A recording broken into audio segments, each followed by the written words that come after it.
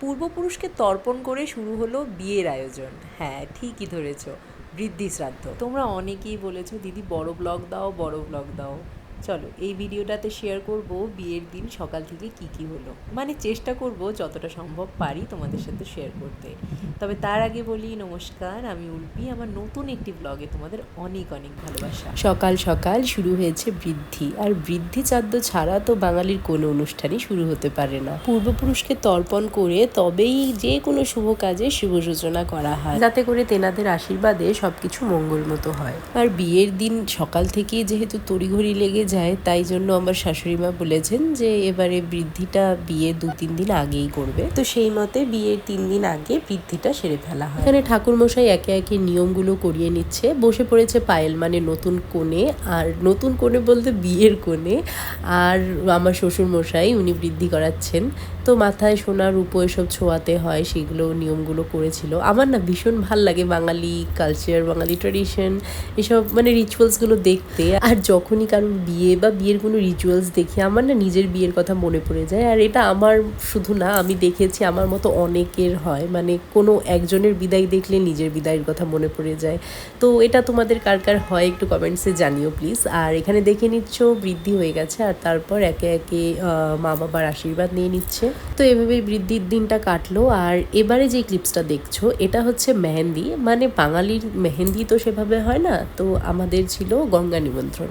তো সেটাই আমরা গঙ্গা নিমন্ত্রণ করতে যাচ্ছি। আর এই সময় আমি রেডি হতে পারছিলাম না, মানে কি বলি, দিত্যা আমার কোল থেকে নামছিলই না। আমি ওকে কোলে নিয়েছিলাম, লিটারেলি আমাকে শাড়িটা অন্য কেউ পরিয়ে দিয়েছে, ভাবতে পারছো? কোলে নিয়ে দাঁড়িয়ে আছি, শাড়িটা পরিয়ে দিচ্ছে, এরম হচ্ছিল। তো যাই হোক, আমি একবার ভাবছিলাম যাবো না, মানে ভীষণ কান্না পাচ্ছিল, যেতে পারবোই না হয়তো। তারপর অবশেষে একজন শাড়িটা পরিয়ে দেয়, এবং দেখতেই পাচ্ছ তারপর একদম সেজে গুজে নাচতে নাচতে রেডি হয়ে বেরিয়ে পড়েছি। আর এখন দিতে আছে ওর পাপার বলে, মানে আমি বললাম একটু তুমি রাখো, আমি একটু আনন্দ করি। মানে আমার না লোকজন ভীষণ ভাল লাগে। তো সেখানে বাড়িতে বিয়ে, এত লোকজন, সবাই মিলে হই হুল্লোড় করবো, আনন্দ করব, তো সেটা করতে পারছিলাম না, বা কোনো একটা ফাংশন আমি অ্যাটেন্ড করতে পারছিলাম না। তো আমার জন্য সেটা বিশাল দুঃখজনক ব্যাপার। কিন্তু আরেক দিক দিয়ে ভাবতে গেলে দিত্যা, মানে বাচ্চাদের তো এক জায়গা থেকে আরেক জায়গায় গেলে একটু অ্যাডজাস্ট করতে অসুবিধে হয়। ওখানে গিয়ে এতটা পরিমাণে গরম পেয়েছিলাম আমরা, তো দিত্যার ভীষণ কষ্ট হয়েছিল। মানে ওর গায়ে নাদা নাদা ফোস্কার মতন বেরিয়ে গেছিলো, তো ওর ভীষণ ইরিটেশন হচ্ছে। আর বাচ্চারা যেহেতু বলতে পারে না, তাই আমরা বড়রা অনেক সময় বুঝতে পারি না, ভাবি যে হ্যাঁ কান্না করছে, বাট কিছু না কিছু রিজন তো থাকবে। যাই হোক, গঙ্গা নিমন্ত্রণের পর চলে আসে বৃষ্টি। আর বাচ্চারা কিছু ডান্স প্র্যাকটিস করেছিল সঙ্গীতের জন্য, তো সেটা আর পারফর্ম করতে পারেনি, যেটা করার কথা ছিল ভবনে। তবে বৃষ্টি আর অনেক লেট হয়ে গেছিলো বলে আর কেউ ভবনে গেল না অত রাতে। সো বিয়ের আগের দিনটা এভাবেই কাটলো। অ্যান্ড ফাইনালি এটা বিয়ের দিনের ক্লিপ। তো বিয়ের দিন ফটোগ্রাফাররা পায়েলকে কোথাও নিয়ে গেছিলো শ্যুট করতে, আর ও বৃদ্ধির শাড়িটাই আবার পরে নিয়েছে। আর সেই সময় এদিকে আমরা রেডি হয়েছি বাড়িতে সবাই মিলে হলুদ কুটবো বলে। তবে পরে দেখছি ক্যামেরাম্যান নেই, এবারে কি হবে, ফোন করা হচ্ছে, ওদের আসতেও একটু টাইম লাগবে, মানে হয়তো একটু দূরে আছে, এখন কী করবো। পরে ভাইকে বললাম তুই একটু ভিডিও তুলে দে, তারপর ওই ভিডিওগুলো তুলে দিয়েছে বলে আমি ব্লগে অ্যাড করতে পারছি। আমি তো সেভাবে কোনো ব্লগ বানাতে পারিনি, বললামই তোমাদেরকে, দিতে খুব একটা অ্যাডজাস্ট করতে পারছিল না প্রথমে, তো সেই জন্য কোলেই থাকছিল। আর বিয়ে বাড়িতে বুঝতেই পারছো টুকটাক কাজ তো থাকেই, আর বাচ্চা যদি কোলে থাকে তাহলে তো হয়েই গেল। তার কী ব্লগ বানাবো, কী করবো, আমি কিছু বুঝে উঠতে পারছিলাম না। আর এই সময় দিত্যা ঘুমিয়ে পড়েছিল, ফর্চুনেটলি আমি ওকে মার কোলে দিয়ে এসে বেশ আনন্দ করছিলাম। তো হলুদ কোটার পর আমরা সরাসরি চলে যাই জল ভরতে, আর ফটোগ্রাফাররা সরাসরি আমাদেরকে সেখানেই কানেক্ট করে। তবে আমি তখন টোটোতে করে গেছি, দিত্যা উঠে পড়েছিল, তো ওকে নিয়ে আমি টোটোতে করে গেছি। আর জল সইতে যেহেতু আমার শাশুড়ি মা যায়নি, বলেছিল আমাকেই তুলতে, তো আমি জাস্ট ওই সময়টুকু দিত্যাকে কারোর কোলে দিয়ে জলটা সইয়ে দিয়ে হলো জল ভরে আমরা ডিরেক্ট ভবনে চলে গেছিলাম। বাই দ্য টাইম পায়েলরা বাড়িতে চলে এসেছিল, তো ওকে প্রথমে মা এখানে হলুদ ছুঁয়ে দিচ্ছে, তারপর ও ভবনে যাবে। ততক্ষণ আমরা ভবনে পৌঁছে গেছিলাম, ওখানে ওয়েট করছিলাম। তো ওখানেই যেহেতু পায়েলকে স্নান করানো হবে, মানে একবারে পায়েল ওখানে চলে যাবে, দেন ওখানেই স্নান করে ওখানেই ওর সাজা গোজা সব হবে। আর যত সম্ভব এই ক্লিপটা রিকি তুলেছিল, তো ভাগ্যিস ওরা ক্লিপসগুলো তুলে দিয়েছিল আমায়, নাহলে আমি কি দিয়ে তোমাদের ব্লগ দিতাম আমি জানি না, কারণ তোমরা এত করে বলছিলে বড় ব্লগ দিতে, তো আমি কোথা দিয়ে বানাবো আমি কিছুই বুঝতে পারছিলাম না। পরে ছোট ছোট ক্লিপসগুলো আমি কালেক্ট করেছি, অ্যান্ড দেন চেষ্টা করছি কিছু একটা তোমাদের সাথে শেয়ার করতে, কারণ কি আমি জানি তোমরাও অনেক বেশি ইন্টারেস্টেড ব্লগগুলো দেখার জন্য।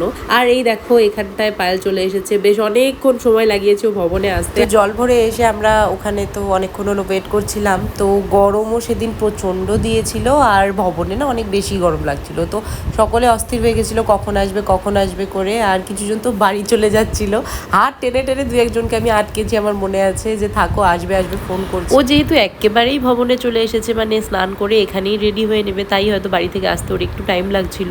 বাই দ্য টাইম মেকআপ আর্টিস্টও চলে এসেছে, অ্যান্ড আমরা ওকে স্নান করিয়ে দেন খাওয়া দাওয়া করে বাড়ি চলে গেছিলাম। আর এটা হচ্ছে পায়েলের বিয়ের দিনের ফাইনাল লুক। তোমরা কমেন্টে জানিও ওকে কেমন লাগছে। একটু নিউডের মধ্যে ছিল মেকআপটা, আমার তো সামনে থেকে দেখে বেশ ভালোই লেগেছিল। আর ভবনও পুরো সেজে উঠেছে বিয়ের সাজে। কেমন লাগছে তোমরা প্লিজ কমেন্ট করতে ভুলো না। এবারে চলো সরাসরি চলে যাই বিয়ের আসরে। প্রথমে হবে শুভ দৃষ্টি, তারপর মালা বদল, তারপর সম্প্রদান। না, আর ভয়েস ওভার দেবো না, এবারে খানিকটা র ক্লিপস থাক।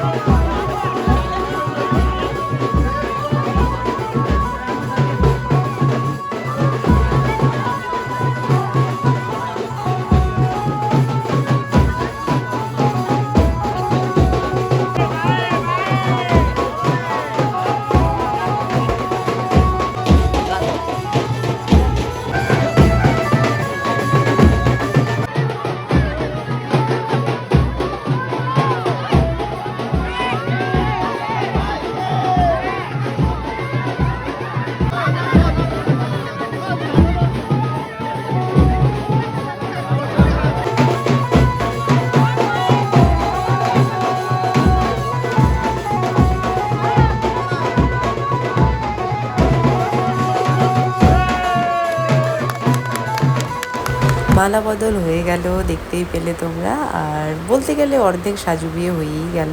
এবারে শুধু হবে সম্প্রদান। সাজু বিয়ে হতে খুব একটা তো বেশি সময় লাগে না, তবে আমাদের লগ্নটা বেশ রাতের দিকে ছিল, মানে 11:30টায় লগ্ন লেগেছে। তো সেই জন্য একটু রাত হয়েছে বিয়েটা শেষ হতে।